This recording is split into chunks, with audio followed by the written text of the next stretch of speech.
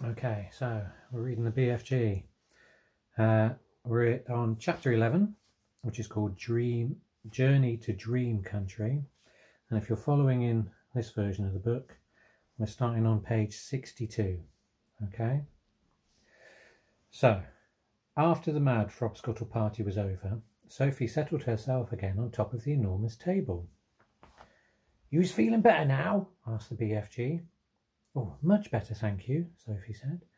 "Whenever I was feeling a bit scrotty," the BFG said, "a few gollops of Frobscottle is always making me hopscotchy again." "I must say it's quite an experience," Sophie said. "It's a raz, Twizzler," the BFG said. "It's gloriumptious." He turned away and strode across the cave and picked up his dream-catching net. "I's galloping off now," he said, "to catch some more whoopsie-whiffling dreams for my collection. I's doing this every day without missing. Is you wishing to come with me?" "Well, not me, thank you very much," Sophie said. "Not with those other giants lurking around outside." "I's snuggling you very cosy into the pocket of my waistcoat, and no one is seeing you." And before Sophie could protest, he had picked her up off the table and popped her into the waistcoat pocket. There was plenty of room in there. "Is you wishing for a little hole to peep out from?" he asked her. "Well, there's one here already," she said. She had found a small hole in the pocket, and when she put one eye close to it, she could see out very well indeed. She watched the BFG as he bent down and filled his suitcase with empty glass jars. He closed the lid, picked up the suitcase in one hand, took the pole with the net on the end in the other hand, and marched towards the entrance of the cave. As soon as he was outside, the BFG set off across the great yellow hot wasteland where the blue rocks lay and the dead trees stood, and where all the other giants were skulking about. Sophie, squatting low on her heels in the pocket of the leather waistcoat, had one eye glued to the little hole. She saw the group of enormous giants about 300 yards ahead. "Hold your breaths," the BFG whispered down to her. "Cross your fingers. Here we go. We's going right past all these other giants. Is you seeing that whopping great one, the one nearest to us?" "I see him," Sophie whispered back, quivering. "That is the horriblest of them all, and the biggest of them all. He is called the flesh-lump-eating giant." "I don't want to hear about him," Sophie said. "He is 54 feet high," the BFG said softly as he jogged along, "and he is swallowing human beings like they are sugar lumps, 2 or 3 at a time." "You're making me nervous," Sophie said. "I's nervous myself," the BFG whispered. "I always gets as jumpy as a jog hopper when the flesh-lump-eating giant is around." "Well, keep away from him," Sophie pleaded. "Oh, not possible," the BFG answered. "He is galloping easily 2 times as quicksy as me." "Shall we turn back?" Sophie said. "Turning back is worse. If they see me running away, they is all giving chase and throwing rocks." "They'd never eat you, though, would they?" Sophie asked. "Giants is never guzzling other giants," the BFG said. "They is fighting and squarreling a lot with each other, but never guzzling. Human beings is more tasty to them." The giants had already spotted the BFG, and all heads were turned, watching him as he jogged forward. He was aiming to pass well to the right of the group, and through her little peephole, Sophie saw the flesh-lump-eating giant moving over to intercept them. He didn't hurry. He just loped over casually to a point where the BFG would have to pass. The others loped after him. Sophie counted 9 of them altogether, and she recognised the blood bottler in the middle of them. They were bored. They had nothing to do until nightfall. There was an air of menace about them as they loped slowly across the plain with long, lolloping strides, heading for the BFG. "Here comes the runty one," boomed the flesh-lump-eater. "Ho, ho there, runty one! Where is you splat-swinkling away to in such a hefty hurry?" He shot out an enormous arm and grabbed the BFG by the hair. The BFG didn't struggle. He simply stopped and stood quite still and said, "Oh, please be so kind as to be letting go of my hair, flesh-lump-eater." The flesh-lump-eater released him and stepped back a pace. The other giants stood around waiting for the fun to start. "Now then, you little grub squiffler," boomed the flesh-lump-eater. We is all of us wanting to know where you is galloping off to every day in the daytime. Nobody ought to be galloping off to anywhere until it's getting dark. The human beings could easily be spotting you and starting a giant hunt, and we is not wanting that to happen. Is we not? We is not, shouted the other giants. Go back to your cave, runty one. I is not galloping to any human being country, BFG said. I is going to other places. I is thinking, said the flesh lump eater, that you is catching human beings and keeping them as pets. Right you is, cried the blood bottler. Just now I is hearing him chittering away to one of them in his cave.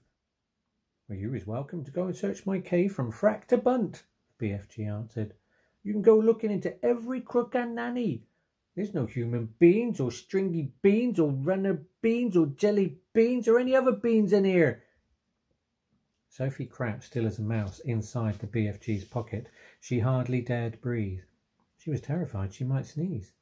The slightest sound or movement would give her away. Through the tiny peephole she watched the giants clustering around the poor BFG. How revolting they were. All of them had piggy little eyes and enormous mouths with thick sausage lips. When the flesh lump eater was speaking, she got a glimpse of his tongue. It was jet black, like a slab of black steak. Every one of them was more than twice as tall as the BFG. Suddenly the flesh lump eater shot out two enormous hands and grabbed the BFG round the waist. He tossed him high in the air and shouted, "Catch him, man-hugger!" The man-hugger caught him. The other giants spread out quickly in a large circle, each giant about 20 yards from his neighbour, preparing for the game they were going to play. Now the man-hugger threw the BFG high and far, shouting, "Catch him, Bone Cruncher!" The Bone Cruncher ran forward and caught the tumbling BFG and immediately swung him up again.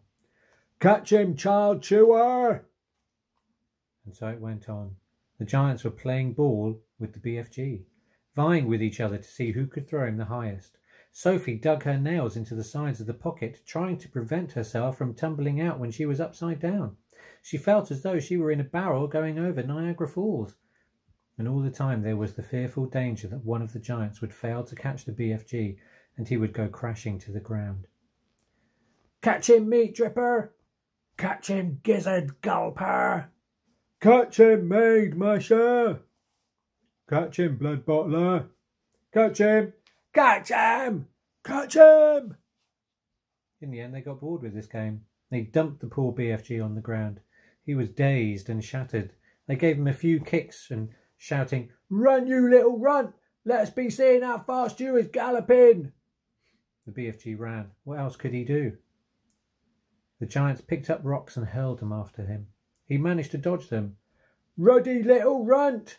they shouted. "Troggy little twit! Shrivelly little shrimp! Mucky little midget! Squaggy little squib! Grubby little grub!" And at last the BFG got clear of them all. And in another couple of minutes the pack of giants was out of sight, over the horizon. Sophie popped her head up from the pocket. "I didn't like that," she said.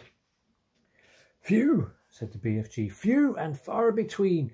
They was in a nasty crotching mood today, was they not? I is sorry you was having such a whirligig time." "Well, no worse than you," Sophie said. "Would they ever really hurt you?" "I isn't ever trusting them," the BFG said. "So how do they actually catch the humans they eat?" Sophie asked. "Oh, they is usually just sticking in an arm through the bedroom window and snitching them from their beds," the BFG said. "Like you did to me." "Oh, but I isn't eating you," the BFG said. "How else do they catch them?" Sophie asked. "Sometimes they is swimmeling in from the sea like fishes, with only their heads showing above the water. And then out comes a big hairy hand and grabs someone off the beach." "Children as well?" "Often chidlers," the BFG said. "Little chidlers who is building sandcastles on the beach. That is who the swimmeling ones are after. Little chidlers is not so tough to eat as Grandma, and so says the child-chewing giant." And as they talked, the BFG was galloping fast over the land. Sophie was standing right up in his waistcoat pocket now and holding onto the edge with both hands. Her head and shoulders were in the open and the wind was blowing in her hair. "How else do they catch people?" she asked. "Well, all of them is having their own special ways of catching the human being," the BFG said. "Now the meat-dripping giant is preferring to pretend he is a big tree growing in the park. He's standing in the park in the dusky evening and he's holding great big branches over his head. And there he is waiting until some happy families is coming to have a picnic under the spreading tree. The meat-dripping giant is watching them as they lay out their little picnic. But in the end, it's the meat dripper who is having the picnic." "Oh, it's too awful," Sophie cried. "A gizzard-gulping giant is a city lover. The gizzard gulper is lying high up between the roofs of the houses in the big cities. He's lying there, snuggy as a sniggler, and watching the human beings walking on the street below. When he sees one that looks like it has a whoopsie good flavour, he grabs it. He's simply reaching down and snatching it off the street like a monkey taking a nut. He says it's nice to be able to pick and choose what you is having for your supper. He says it's like choosing from a menu." "Well, don't people see him doing it?" Sophie asked. "Oh, never is they seeing him. Do not forget it is dusky dark at this time. Also, the gizzard gulper has a very fast arm. His arm is going up and down quicker than Squinker's." "But if all these people are disappearing every night, surely there's some sort of outcry," Sophie said. "Oh, the world is a whopping big place," the BFG said. "It has 100 different countries. The giants is clever. They is careful not to be slidding off to the same country too often. They's always switch fiddling around." "Even so," Sophie said, "do not forget that human beings is disappearing everywhere all the time, even without the giants is guzzling them up. Human beings is killing each other much quicker than giants is doing it." "But they don't eat each other," Sophie said. "Well, giants isn't eating each other either," the BFG said.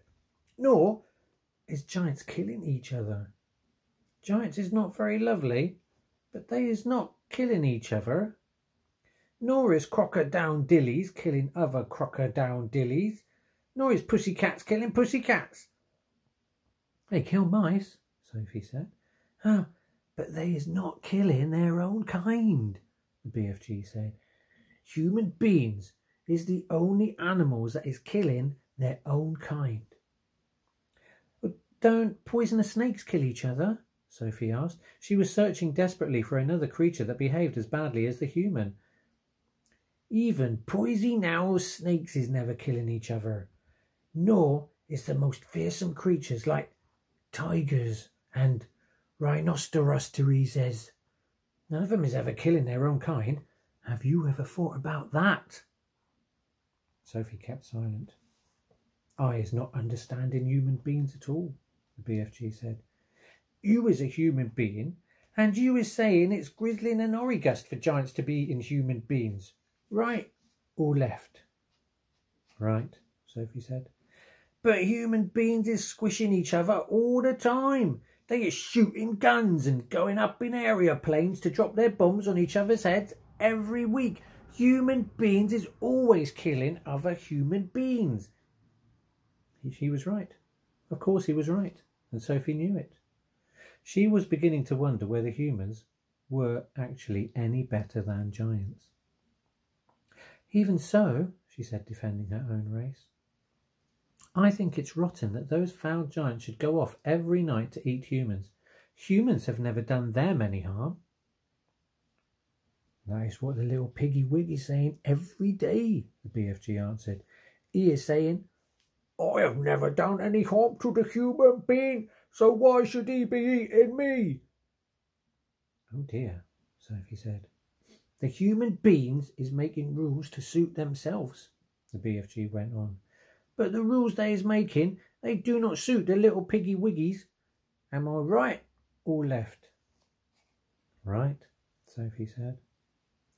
"Giants is also making rules. Their rules is not suiting the human beings. Everybody is making his own rules to suit himself."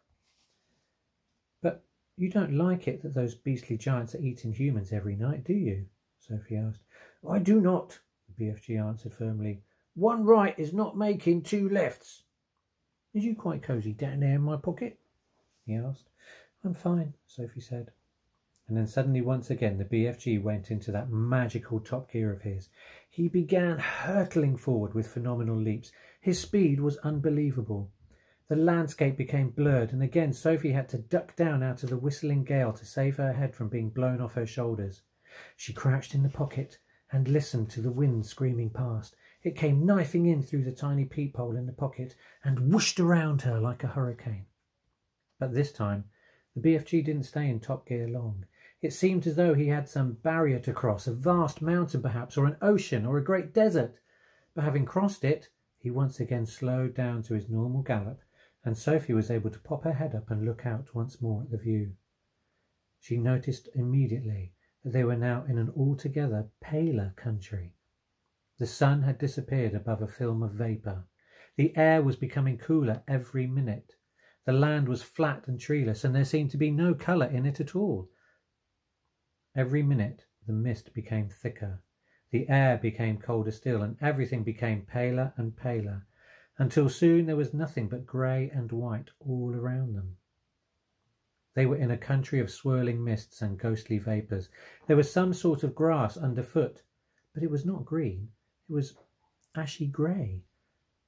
There was no sign of a living creature, and no sound at all except for the soft thud of the BFG's footsteps as he hurtled on through the fog. Suddenly he stopped. "We's here at last," he announced. He bent down and lifted Sophie from his pocket and put her on the ground. She was still in her nightie and her feet were bare.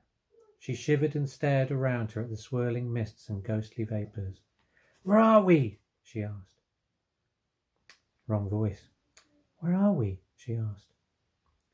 "We is in dream country," the BFG said.